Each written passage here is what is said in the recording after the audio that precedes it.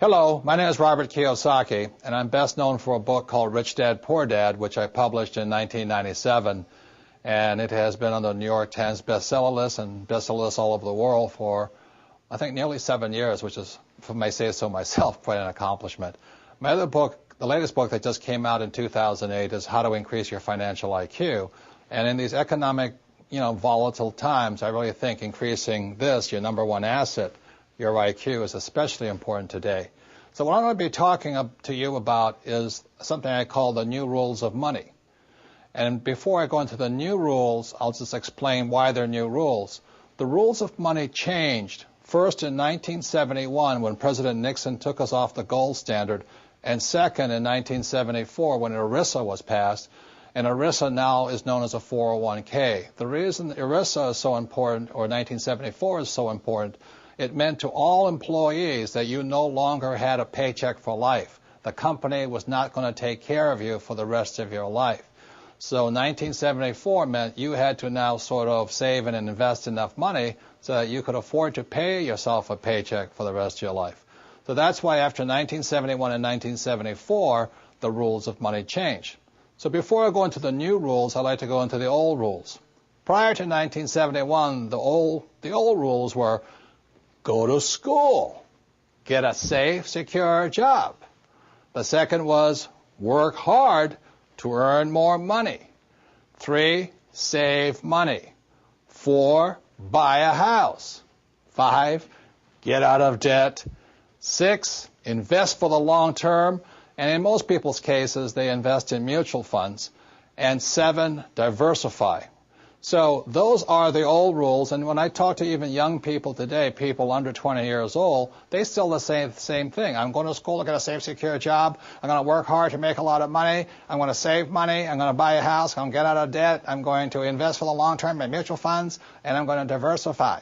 Those are the old rules. What I'm going to go into today are the new rules, and again, the new rules came in after 1971 and 74. So let me talk about the new rules. Let's take this word here, school. Before 1971 and 1974, you could just go to school and get a job and all those types of things.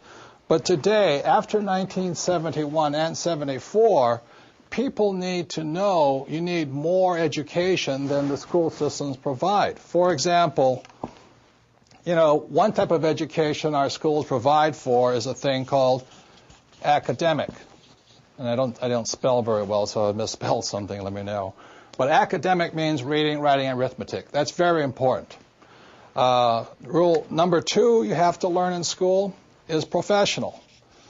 So, after I graduate from high school or college or whatever it is, do I go on to law school or to go to trade school, become a plumber, or to learn to be a webmaster, whatever it is? So it's academic and professional education. This is also very important. Our schools do a pretty good job of that. The third type of education that's important after 1971 and 74, the third is financial education. And this is why people are in financial trouble today. Because our school systems have very little, if any, financial education. And the only kind of financial education many school teachers are teaching kids is stuff they know, which is get a safe, secure job, work hard, save money, get out of debt, invest in a house, and invest in mutual funds. That is inadequate financial education today. And the Rich Dad Company is an educational company that provides financial education appropriate to these times. So that's the first set of new rules. The new rule is after 1971 and 74, we all need more financial education and invest in our greatest asset, our minds, or increasing our financial IQ. So the advantage I had in my life was my poor dad was an academic guy. He was a PhD, head of education. He's a great, great guy. I love him dearly. But as you know, since we don't teach much about financial education, people are in financial trouble today. And that's where my rich dad kicked in. My rich dad thought this was very important, and my poor dad thought this was very important. So that's the difference between rich dad and poor dad. And one more thing, the reason I apologize for my spelling is even though my dad was the head of education for the state of Hawaii, he had me as his son, which kept him humble. And I flunked out of high school twice because I could not spell. So I'm not very good academically. In fact, I'm not good to all of this stuff, but it's the combination of these three types of education that are essential today in this new economy, this new set of rules in the world.